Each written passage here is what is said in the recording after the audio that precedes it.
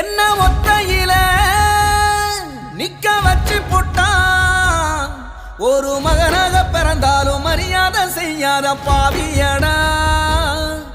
நான் மறுஜன்மம் எடுத்தாலும் அடைச்சிட முடியாத தோல்வியடா. என் ஈரக்கோல ரெண்டா பிஞ்சி ஈரோ சொட்டுதடா.